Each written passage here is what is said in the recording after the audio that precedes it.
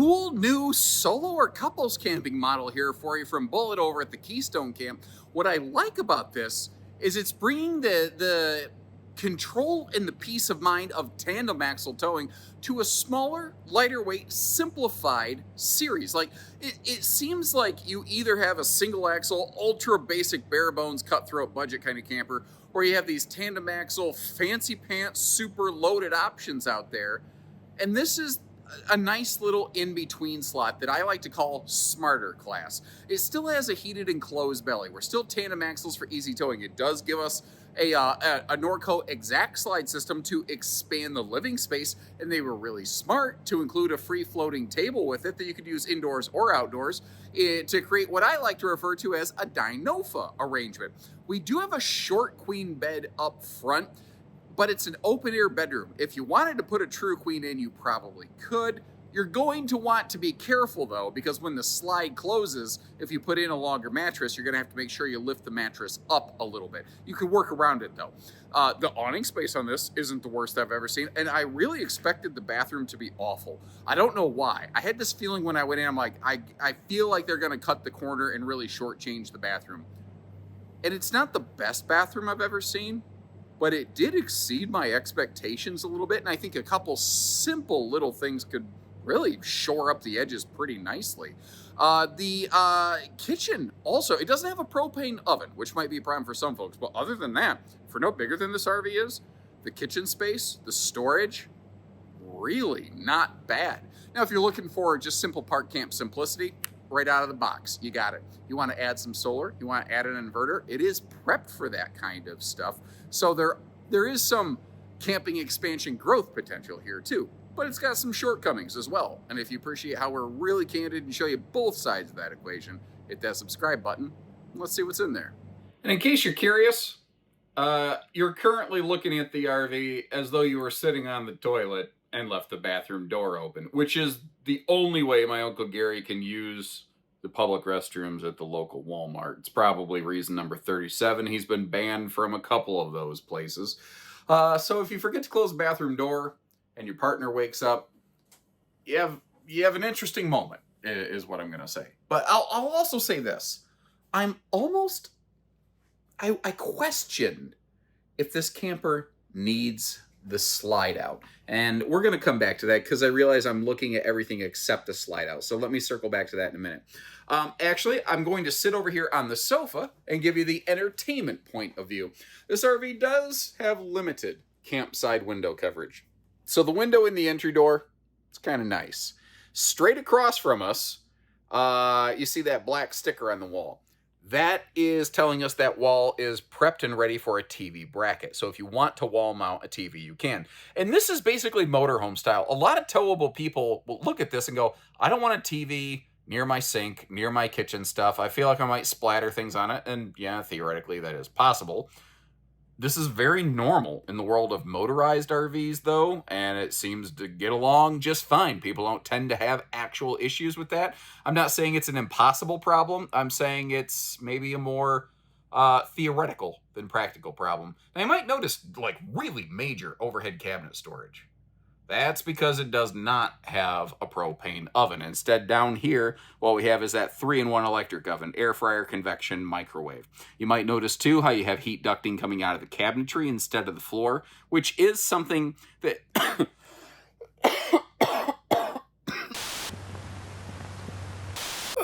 Okay. I think I literally choked on my words. Anyway, the flooring aspects, the carpetless slide, everything, that's kind of pet friendly. But these cabinet door handles can sometimes snag pet collars. So it's a little thing, but it's worth noting. And actually, I appreciate that because some of our viewers have brought that up. And I think that's a really good point. The air conditioning's non-centralized, so you're going to want to keep the bathroom door open when you're not using it to keep it cool. But that is a 15,000 BTU air unit. So if you're in those more southern climes, it should be pretty decent. I'm willing to bet it's going to be fairly noisy, just being real. And like when the video began, I mentioned this is a short queen bed, a 60 by 74. When you close the slide, if you want to put in a longer mattress, you'll have to have the mattress lifted up so that the slide can close. It might become a bit of a two-person job. Both sides of the bed have household and USB plugs. The household plugs are inverter prepped also, by the way, which is kind of nice. And this more simple series, there's a couple omissions. It doesn't have a fully enclosed cabinet overhead. They do have normal hanging wardrobes. It does not have blackout roller shades like some of the more fancy pants, shiny shoes bullet campers out there. And this is just a basic jackknife sofa. And that's all she be. I don't believe there are theater or hide-a-bed options, swaptions, or anything like that in this RV, which some people might be kind of bummed about because it's like it's begging for it. But this one doesn't have it. You got your 12-volt compressor fridge over there mounted in the slide, which helps greatly open up the space. And that's, I think, really the point of this floor plan. Is it's kind of a callback to basics, but it is open and spacious and comfortable. I mean, in terms of, you know, attempting to tackle those things, they did well. And the counter space and the storage in here is not bad. They're using this kitchen setup on several models, and I get it. Like, we've got heavy, big pots, pans storage space over here on the left. Good dedicated drawer space, triple drawers right there. They didn't go 4 drawers because, again, you do have the heat vent down below. That's one of the tricks with cabinet ducted heating. You do lose some storage capacity, but I think you have enough here that it doesn't hurt it. Great spot down there. You could put 2 giant wastebaskets down there if you were so inclined.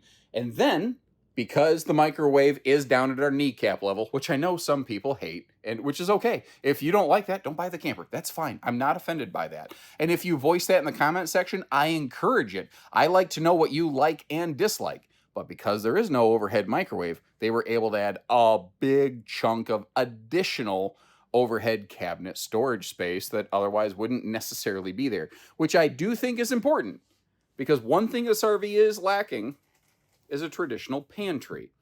Oops, sorry, I bumped the camera. It's one of those things that I go looking for when I go kind of mentally shopping for RVs myself. I can work around it, but a pantry itself can be really handy. Now, when the video began, I left the Dynofa table out for you to see when I was giving him the faster flyby footage. If need be, that can fold down into a sleeper. It's a small one. That's like, I don't know, 60 inches wide, something like that. Maybe 5 feet wide, give or take. Like, I'm over 6 foot tall. I will not fit on that thing unless I curl up in the fetal position. So just to help you understand a little bit. But like I said when the video began, when I was looking around, I saw the bathroom back here. I'm like, this is about to suck. I just had this, I was convinced the bathroom was just going to be sad.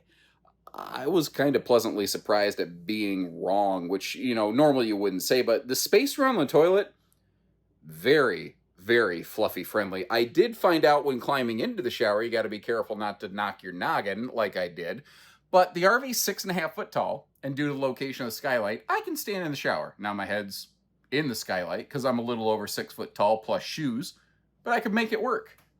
And I was pleasantly surprised to find that it also had a place to hang and dry some towels.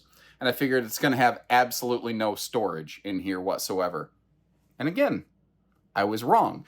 And this is where I'm saying I think it could still be better, but I wasn't entirely unhappy with it. What I like is that they included this cabinet up here. So whether it's linen storage or like toiletries, you got a pretty decent spot for stuff, but it's totally open face. I would probably still at least want some cargo netting. In case you're curious, you might notice I'm standing in the shower to get you this footage because I don't use the fisheye wide-angle lensing. I like you to see things the way that I see them in person. Down below, though, like, let me back up, sorry. Mirror. Okay, we have a mirror, but it's not a medicine cabinet. So, again, this cabinet over here, I would really like it if it had some kind of catch or enclosure. But moving down below, basic plastic sink, basic faucet, but good counter space. Like, I was very happy with the counter space here. And if you take a look over on the left side, I opened that up. Nice spot for a wastebasket in the bathroom, I was happy to see. I was scratching my head, though, at the location of the converter. That's your fuse box, your electrical command system right down there under the bathroom sink. Now, in theory, there's no problems with that, but God forbid you develop a leak. I think you might very quickly also develop an electrical short of some variety. So I don't know how much I love that, but in theory it shouldn't be a problem. But also that doesn't make me feel better. But when we first stepped inside, I said I'm not sure this RV necessarily needs a slide out, and this is what I mean. With the slide closed, look at how much space we still have in here. It doesn't feel nearly as open, don't get me wrong. And it sounds like total mumbo jumbo when I say to a person, if a slide is a foot deep, it feels like you gain 2 foot of living space. But when you see them open versus close back to back like that, you understand. Now, this is a Norco exact slide system. One of the cool benefits of that is if you wanted to, at a travel stop, sit down in the sofa, you could. But look at this. If this was a no-slide camper, don't you think this would work? Leave me a note. Let me know what you think about that. And if you appreciate how we do show you the road mode and the storage, bump the subscribe button if you're new with us. We'll keep on rolling here. Now, at the time that I'm recording this is such a brand new model that they don't even have the weights and measures stickered on the side of the camper like I usually use. But you might notice how we got them on screen here for you.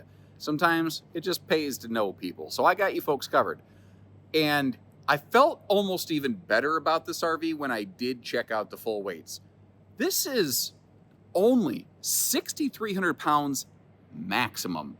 So fully loaded with max cargo, 6,300 pounds. There's a lot of bigger class SUVs and lighter duty half tons that could theoretically handle this. Technically, there are actually some more aggressive mid-sized tow package pickups that could handle this, although it does really feel like that's pushing uncomfortably into big territory to me. But tandem axles, under 5,000 pounds with a slide.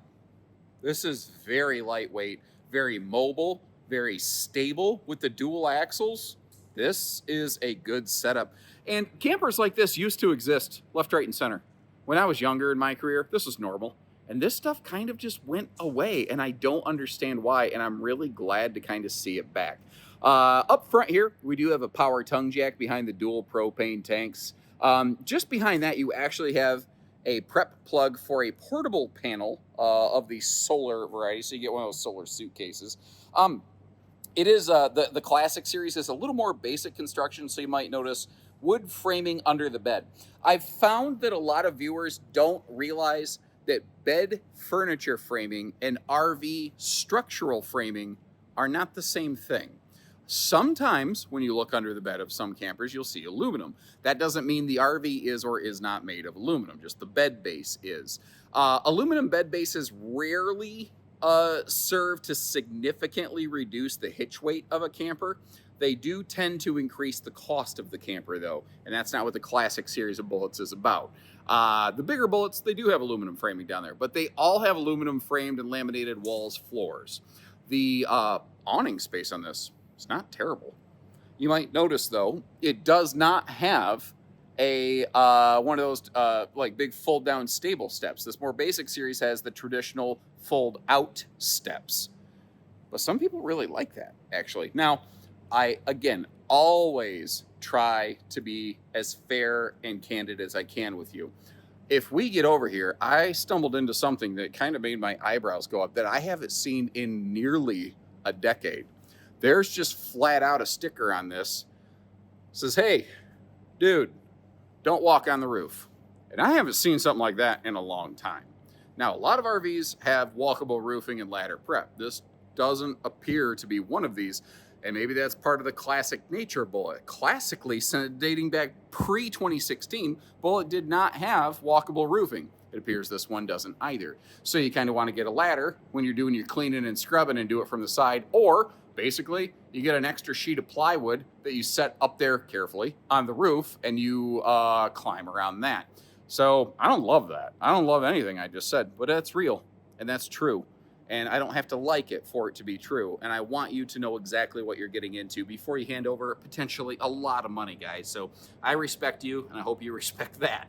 The sewer system, though, it does have a single sewer outlet, which I am glad to see. And don't get me wrong, this doesn't have the world's biggest holding tank capacities, but for a more basic price point camper, not terrible. They could have done a lot worse, I think. On-demand water heater right up front here, just behind your black tank flush. That is a Norco exact slide system. A lot of these boats usually have like a little sewer hose handy helper tube, but I don't see that anywhere in this one. It is possible I have just missed it, so keep that in mind. Oh, and before I forget, the underbelly is enclosed and it is forced air heated to extend your camping season as well. So thanks again for tuning in, everybody. I'm pretty tired at the end of the day here. To you, this is just one video today. To me, it's like I'm gonna move the camera slow so I don't make you sick, but they pulled in an army of campers for me today to go through, and I'm thankful for it. So thank you, Keystone. But take a look at the links in the video description if you want to see where we have one of these and how much it's running. And short of that, thanks again for tuning in, everybody. I appreciate it. And if you like how we tell you the good with the bad, hit that subscribe button, and I'll catch you the next time around. So take care, stay safe, have fun, and happy camping, everyone.